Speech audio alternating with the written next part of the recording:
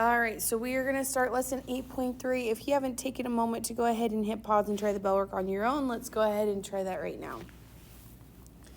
Okay, so when we're looking at 8.3 bell work, number one wants us to write the rule of the translation from ABC to A prime, B prime, C prime. So we can pick any point that we want. I'm going to pick C, and remember we want to go from C to C prime. I see that I go left 1, 2, 3, 4, and I go up 1. Remember, because I'm going to the left, that means it's going to be -4, and because I'm going up, it's going to be +1. This means that my rule, I'm going to have x -4, and I'm going to have y +1. And again, it doesn't matter. You could check it if you want, but if we did A, we'd see we go left 4 and up 1. And same with B, we see that we go left 4 and up 1. So whichever point you picked, that should get you the exact same result right there. Okay, and then for this last one, we want to graph the quadrilateral, and then we want to draw its image after the translation. So let's first draw the quadrilateral. So I have 1, -2. B is 2, 1. C is 4, 1. And D is 4, -2. So here we see that we have this quadrilateral. Now from here, it tells us that our translation is x -1, y +4. Remember, this means we go left 1 and we go up 4. Meaning when I do this, I'm going to count. I'll start with B, C, I'll go left 1 and then I go up 1, 2, 3, 4.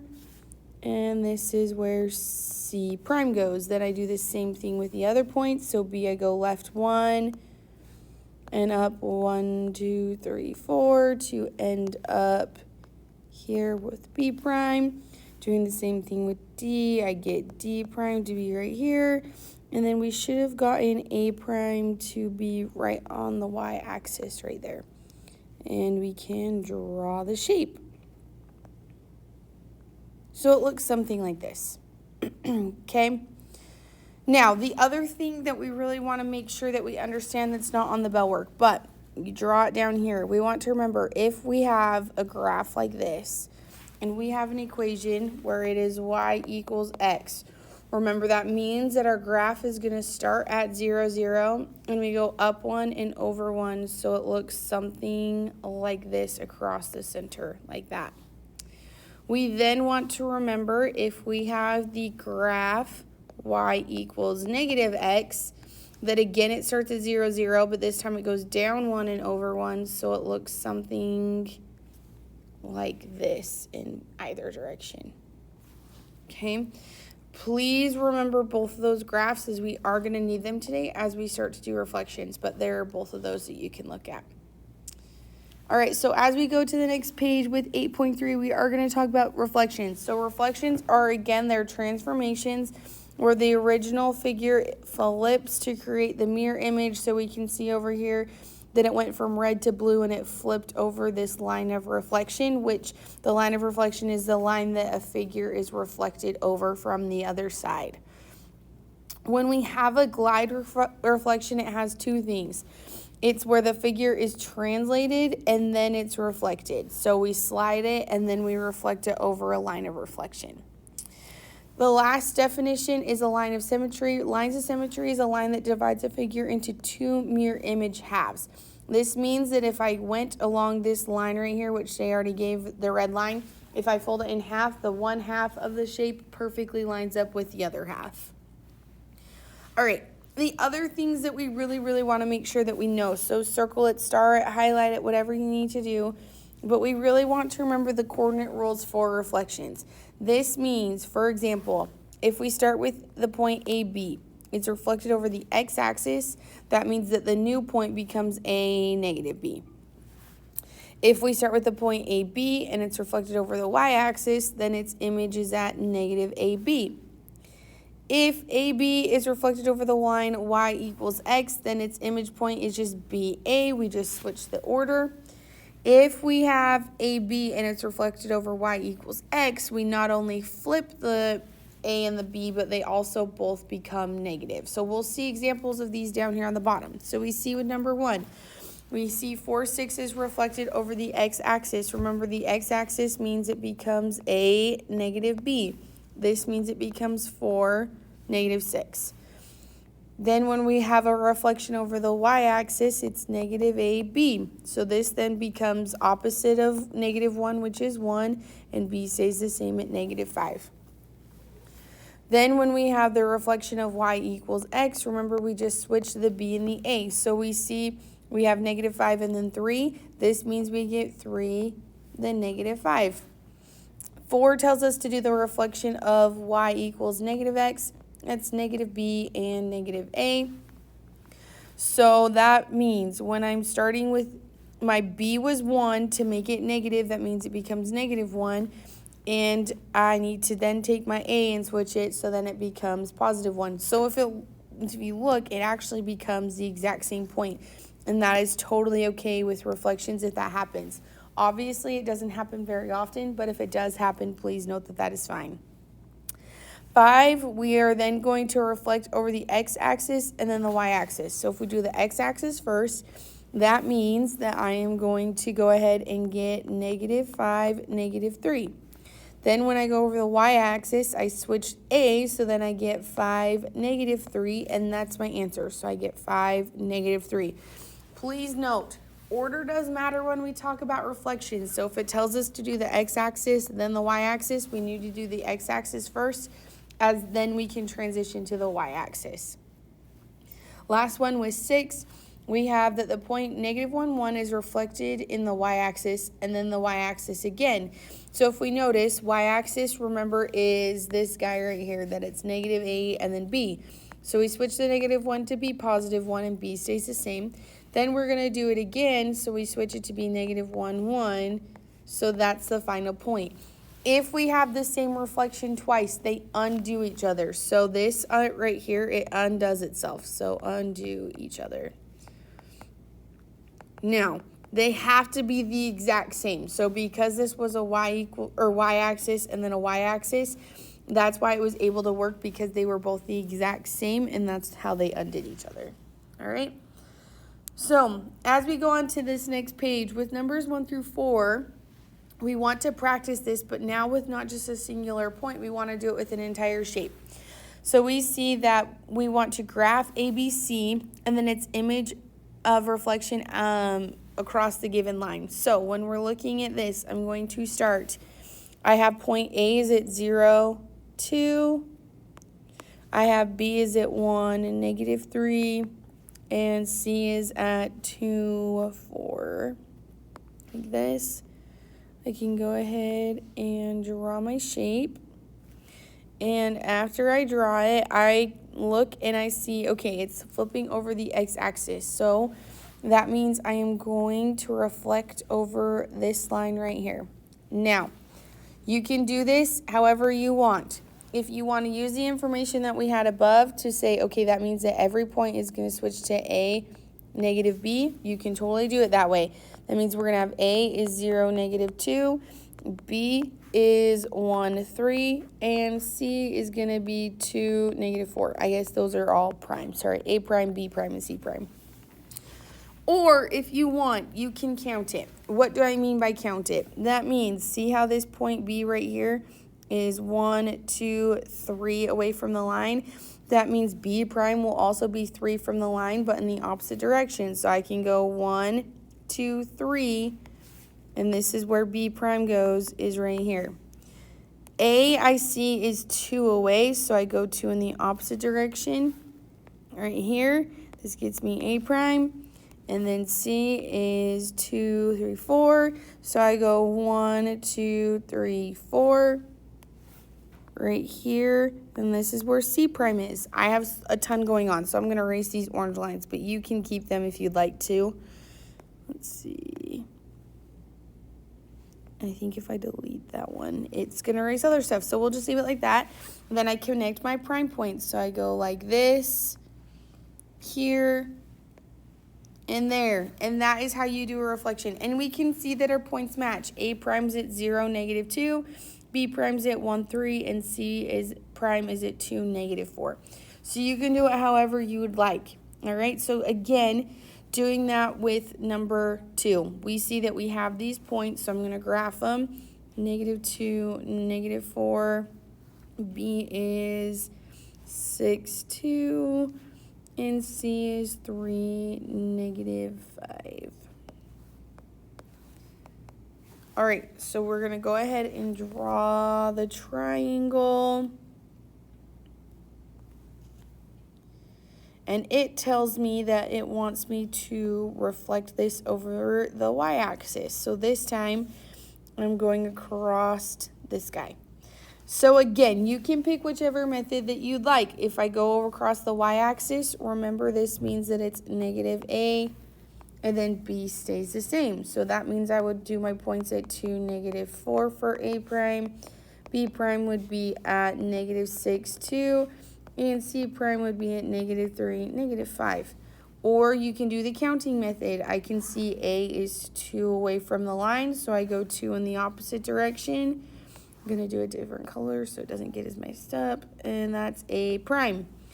Then when I look at B, I see that that is 1, 2, 3, 4, 5, 6 away, so I go 6 away, which is right here. So then I can say, hey, look, that's where B prime is. And then I can look at C, and I see that is 3 away, so I go another 3 in the opposite direction, and it goes right there. So that's where C prime is. So from here, I can connect the points A, B, C to create the reflected triangle. And again, I don't care whatever method you use, you can pick whichever one you want. Now, as we switch to number 3, very, very similar, however, it's got one thing that changes. We see that we have x equals 8 is going to be the line that we reflect over. What this means is I can draw my points at 1, 6. You see, D is 12, 2, and E is 7, -8 right here. Now, the reason I showed you both methods, we have a very clear method of what we can do when it comes to our lines being y equal, or when we have like an x-axis or a y-axis. However, when we've got something like this where we're reflecting over a line where x equals 8 like so, we don't have just a given rule, so we have to do the counting method to figure out the distance of each line. So when I look at C, I'm going to see that is 1, 2, 3, 4, 5, 6, 7 away. So again, I count 1, 2, 3, 4, 5, 6, 7, and that's where my point goes. So I'm going to put C prime. Doing the same thing with D, I see that's 1, 2, 3, 4. So I go 4 more, 1, 2, 3, 4, and that's where D prime goes. Doing the last one with E, I see that distance is only 1, so I only have to go 1 in the opposite direction across that line of reflection to get E prime. So then we can see right here, we drew that triangle with the reflection over the line x equals 8. All right, so based on that, I want you to take a moment and see if you can do number 4, see if you can get that figured out.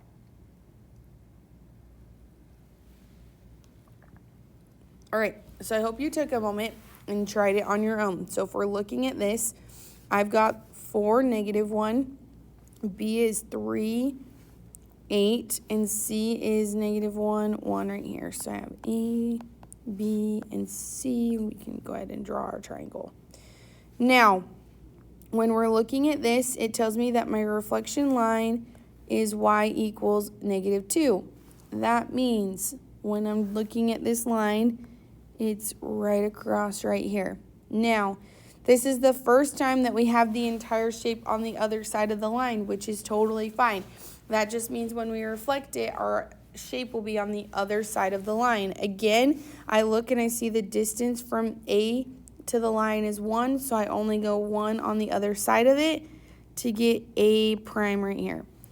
B, I count that and I see that I get 10, so I'm going to count 10 more to get 1, 2, 3, 4, 5, 6, 7, 8, 9, 10. So it's right there on the edge right here. And then the last one, C, I see that that is 3.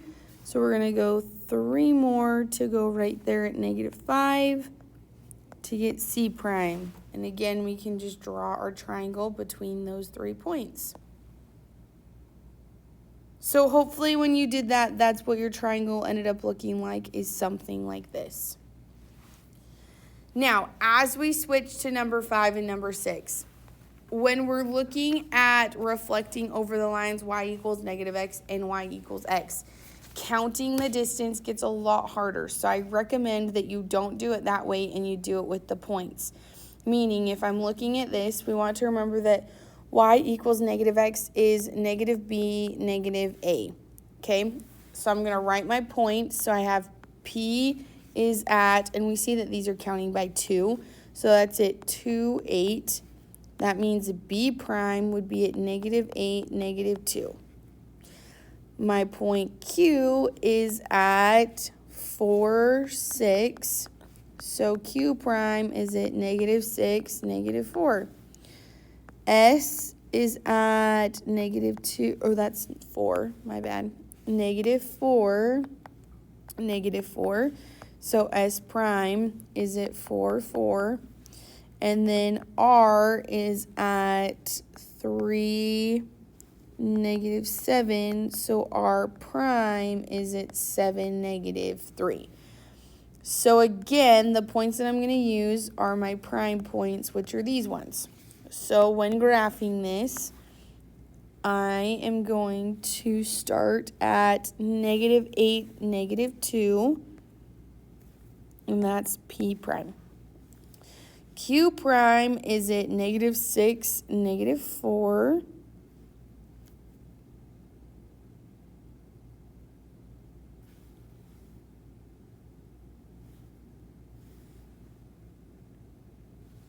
I think I did one of those points wrong. Okay.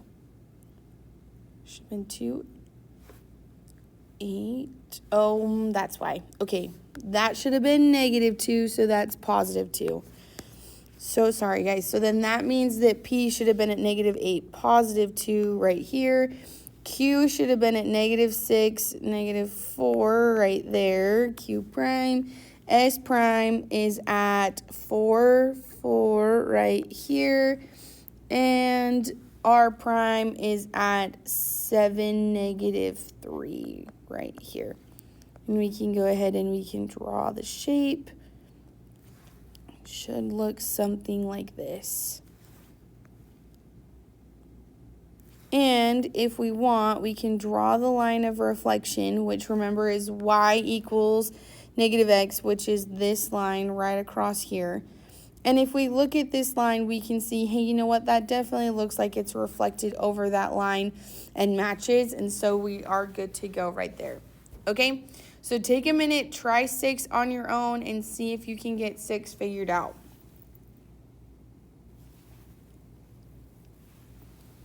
Okay, so hopefully you took a moment and you paused and you tried number 6 on your own. Remember that this order becomes BA. So if I have R at -3, 4, this means that I'm going to get R prime at 4, -3.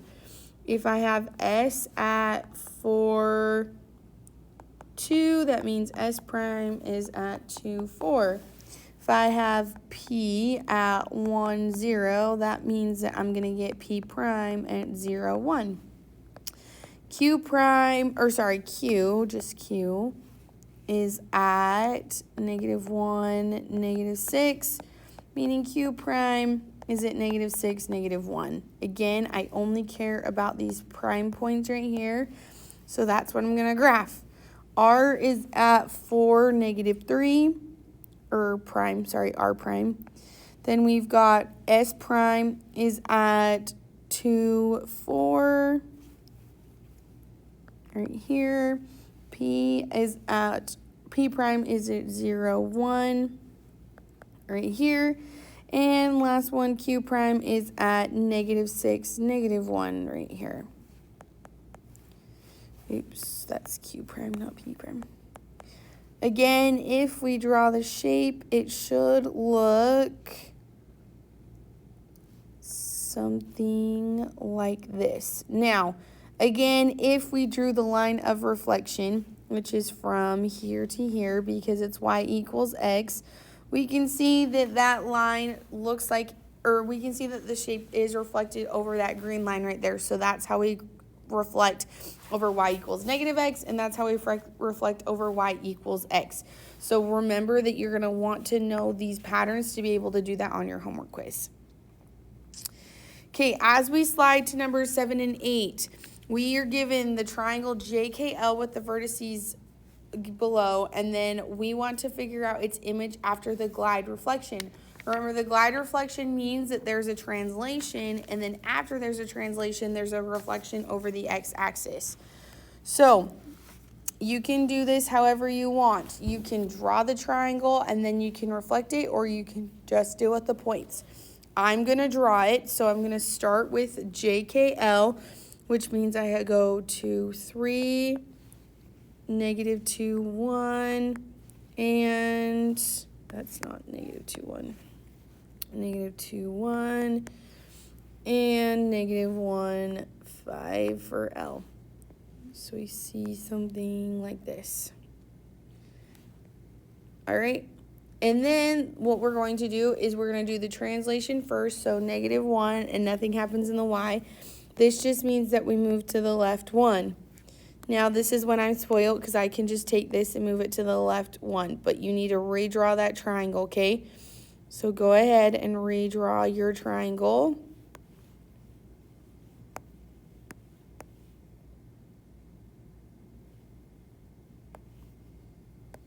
And you should have 2 triangles that look something like this. Okay, once you have that, then we want to do a reflection across the x-axis. That's this guy right here. So again, I prefer the counting method, so that's how I'm going to do this. So if I look, I can see, okay, there's 1 between K and the line, so that means I'm going to go 1 down, which is right here for K prime. When I'm looking at L, I see that distance is 5, so I'm going to count down 5. 1, 2, 3, 4, 5. Right here for L prime. And then J, we can see that that distance is 3, so J prime would be 3 away from the line, which is right here. And we can draw the triangle so it looks something like this. Okay, and that's how you can do, remember that glide reflection where you translate it and then you reflect it. So doing that one more time, we've got the same triangle as we did before of JKL. So remember, oh, I forgot that the graph changes size. So we're going to start at 2, 3 for J. K's at negative 2, 1. And L is at negative 1, 5 right here. So it should look something like this. Okay, so when we're doing this, again, we want to take this and we're going to start here and we're going to go to the right 2 because it's plus 2. So I go 1, 2, and then I go down 3. So I go down 1, 2, 3. And this is your new graph or your new triangle of K prime, J prime, and L prime. Now from here it tells you that the reflection line is when x equals negative 2, which is this guy right here. So again, I'm just going to count. I see K prime is 2 away, so that means K double prime is right here. J, we can count and see that is 6 away. So again, I'm going to count 6, which puts me right onto the edge of my graph for J double prime. And then last one with L, I count this and see it's 3. So again, I just go 3 to get L double prime right here. And I can go ahead and I can draw that reflected triangle right there. And again, that's that glide reflection because we translated it and then we reflected it. So now our friend is talking to us, and they claim that it's not possible to have a glide reflection if you have two translations followed by one reflection. So we want to figure out if our friend is correct. So first of all, if we go back to the definition, a glide reflection is when a figure is translated then reflected.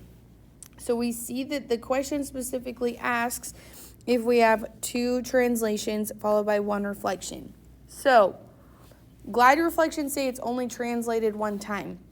However, we want to remember, if you go back to your notes to last time, we want to remember we talked about number 8. We said, hey, look, we didn't actually have to translate it twice. Remember how we talked about that we could say that x plus 5 and y minus 3 would be the same thing, and we could just go from the black triangle to the blue triangle down here? That is the exact same thing we can say down here, is we can say that, you know what, actually our friend is incorrect. So no, because we can combine translations. What this means is then we would only have one translation followed by one reflection, which would totally be a glide reflection, and that would be okay. So that is why our friend is incorrect. So in your own words, if you'd like to write it down differently, you totally can, of why our friend is not correct with that. Okay, for 10 and 11, we want to determine the number of lines of symmetry for the figure. So we want to remember lines of symmetry means I cut it in half. It's the same on both sides. So for example, I could cut this down right here, and that's 1. I could cut it right here, and that's 2.